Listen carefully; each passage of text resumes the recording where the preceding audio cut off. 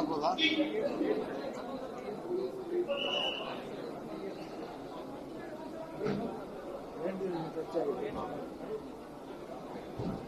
Notice ನಡೀನಾ?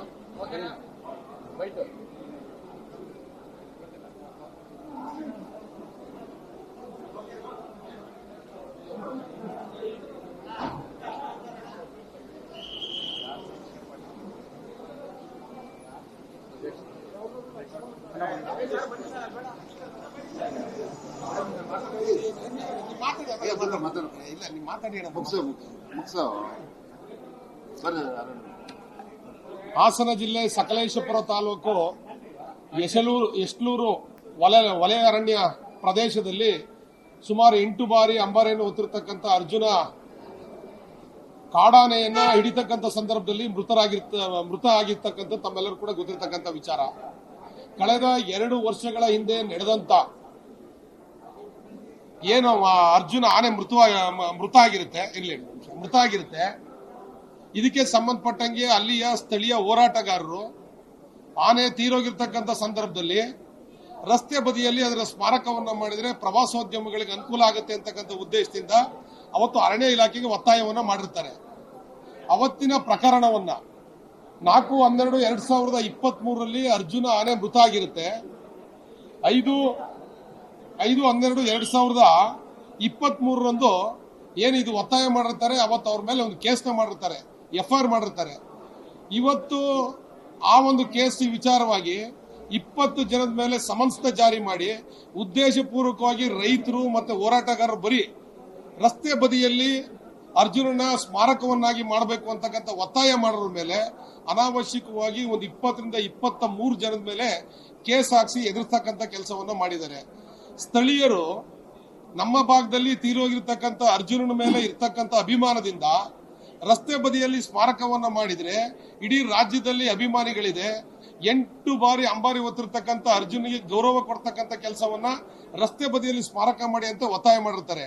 ಇವರು ಅರ್ಜುನ ಸತ್ತೋಗಿರ್ತಕ್ಕಂಥ ಮೀಸಲು ಅರಣ್ಯದ ಒಳಗಡೆ ಮಾಡಿದ್ರೆ ಅಲ್ಲಿ ಮೂಲಭೂತ ಸೌಕರ್ಯ ಕೊಡ್ಲಿಕ್ಕೆ ಕಷ್ಟ, ಪ್ರವಾಸೋದ್ಯಮಿಗಳಲ್ಲಿ ಹೋಗ್ಲಿಕ್ಕೆ ಕಷ್ಟ ಅಂತಕ್ಕಂಥ ಉದ್ದೇಶದಿಂದ ಒತ್ತಾಯವನ್ನು ಮಾಡಿರ್ತಕ್ಕಂಥ ಏಕೈಕ ಉದ್ದೇಶಕ್ಕೋಸ್ಕರ ಎಲ್ಲರ ಮೇಲೂ ಕೂಡ ಸಮನ್ಸ್ ಹೊರಡಿಸಿ 30/1/2025 ನ್ಯಾಯಾಧೀಶರ ಮುಂದೆ ಹಾಜರಾಗಬೇಕು ಅಂತಕ್ಕಂಥ ಏನು ಈ ಸರ್ಕಾರ ಮಾಡಿದೆ ಇದು ಖಂಡನೀಯ. ಖಂಡಿತವಾಗ್ಲೂ ಕೂಡ ಅಧಿವೇಶನ ಒಳಗೂ ಕೂಡ ಸರ್ಕಾರದ ಗಮನಕ್ಕೆ ತರಲಿಕ್ಕೆ ಪ್ರಯತ್ನ ಮಾಡ್ತೀನಿ. ಬರೀ ಒತ್ತಾಯ ಮಾಡಿದ ಉದ್ದೇಶಕ್ಕೋಸ್ಕರ ರೈತರ ಮೇಲೆ, ಹೋರಾಟಗಾರರ ಮೇಲೆ, ಕನ್ನಡ ಪರ ಸಂಘಟನೆಗಳ ಮೇಲೆ ಏನ್ ಕೇಸ್ ಹಾಕಿರ್ತಕ್ಕಂಥದ್ದು ತಪ್ಪು ಅಂತೇಳಿ ಈ ಮೂಲಕ ನಾನು ಒತ್ತಾಯವನ್ನು ಮಾಡ್ತೀನಿ.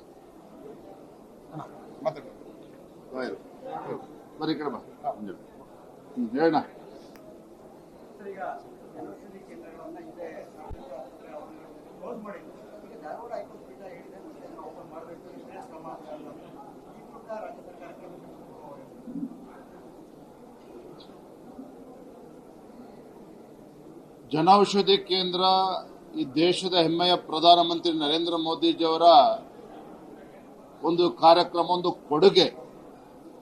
ಈ ರಾಜ್ಯದಲ್ಲಿ ದೇಶದಲ್ಲಿರ್ತಕ್ಕಂಥ ಬಡ ಜನರಿಗೆ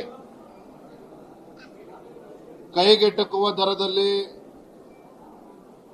ಔಷಧಿಗಳು ಸಿಗಬೇಕು, ಬಡವರಿಗೆ ಅನುಕೂಲ ಆಗಬೇಕು ಅನ್ನುವ ಸದುದ್ದೇಶದಿಂದ ಆ ಕಾರ್ಯಕ್ರಮವನ್ನು ನೀಡಿರುವಂಥದ್ದು. ದುರಾದೃಷ್ಟ ಅಂತ ಹೇಳಿದ್ರೆ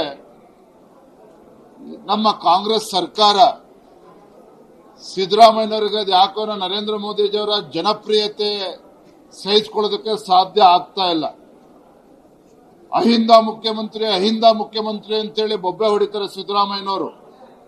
ಒಬ್ಬ ಹಿಂದುಳಿದ ಸಮುದಾಯಕ್ಕೆ ಸೇರಿರ್ತಕ್ಕಂಥ ಪ್ರಧಾನಮಂತ್ರಿ ನರೇಂದ್ರ ಮೋದಿಜಿಯವರು ಕೇಂದ್ರದಲ್ಲಿ ಸಾಕಷ್ಟು ಜನಪರ ಕಾರ್ಯಕ್ರಮಗಳನ್ನು, ಯೋಜನೆಗಳನ್ನು ಕೊಟ್ಟು ಸ್ವಾತಂತ್ರ್ಯ ಬಂದ ನಂತರದಲ್ಲಿ ಪ್ರಪ್ರಥಮ ಬಾರಿಗೆ ಸತತವಾಗಿ 3ನೇ ಬಾರಿಗೆ ದೇಶದ ಪ್ರಧಾನಮಂತ್ರಿಗಳಾಗಿ ನರೇಂದ್ರ ಮೋದಿಜಿಯವರು ಸೇವೆಯನ್ನು ಸಲ್ಲಿಸ್ತಾ ಇದ್ದಾರೆ. ಅವರು ಕೊಟ್ಟಿರ್ತಕ್ಕಂಥ ಬಡವರ ಯೋಜನೆಗೆ ಕಲ್ಲಾಕುವಂತ ಒಂದು ಷಡ್ಯಂತ್ರ ಹುನ್ನಾರ ಸಿದ್ದರಾಮಯ್ಯ ಸರ್ಕಾರದ್ದು. ನನಗೆ ಸಂತೋಷ ಆಗಿದೆ. ಉಚ್ಚ ನ್ಯಾಯಾಲಯ ಸಿದ್ದರಾಮಯ್ಯ ಸರ್ಕಾರ ಏನು ಜನೌಷಧಿ ಕೇಂದ್ರವನ್ನ ಕ್ಯಾನ್ಸಲ್ ಮಾಡಿದ್ರು, ಆ ಒಂದು ಆದೇಶವನ್ನ ರಾಜ್ಯ ಉಚ್ಚ ನ್ಯಾಯಾಲಯ ಇವತ್ತು ಹೊಡೆದಾಕಿರ್ತಕ್ಕಂಥದ್ದು ಎಲ್ಲ ಬಡವರಿಗೆ ಅನುಕೂಲ ಆಗಬೇಕು, ಜನೌಷಧಿ ಕೇಂದ್ರವನ್ನ ಮತ್ತೆ ತೆರಿಬೇಕು ಅಂತೇಳಿ ಆದೇಶ ಮಾಡಿರ್ತಕ್ಕಂಥದ್ದು ನಾನು ಸ್ವಾಗತ ಮಾಡ್ತೇನೆ. ಇದರ ಮುಖೇನ ರಾಜ್ಯದ ಮುಖ್ಯಮಂತ್ರಿಗಳಿಗೆ ನಾನು ವಿನಂತಿ ಮಾಡ್ತೇನೆ, ಆಗ್ರಹವನ್ನು ಕೂಡ ಮಾಡ್ತೇನೆ. ಇನ್ನಾದರೂ ಕೂಡ ದ್ವೇಷದ ರಾಜಕಾರಣವನ್ನ ಬದಿಗಿಟ್ಟು ಕೇಂದ್ರ ಸರ್ಕಾರ ಜೊತೆ ಸೌಹಾರ್ದಯುತವಾಗಿ ನಡೆದುಕೊಂಡು ರಾಜ್ಯಕ್ಕೂ ಕೂಡ ಒಳ್ಳೇದಾಗ್ತದೆ, ಬಡವರಿಗೂ ಕೂಡ ಒಳ್ಳೇದಾಗ್ತದೆ. ಆ ನಿಟ್ಟಿನಲ್ಲಿ ಇರೋಷ್ಟು ದಿನ ಉತ್ತಮ ಹೆಜ್ಜೆನ ಇಡ್ಲಿ ಅಂತೇಳಿ ನಾನು ಅವರಲ್ಲಿ ವಿನಂತಿಯನ್ನು ಕೂಡ ನಾನು ಮಾಡ್ತಾ ಇದ್ದೇನೆ.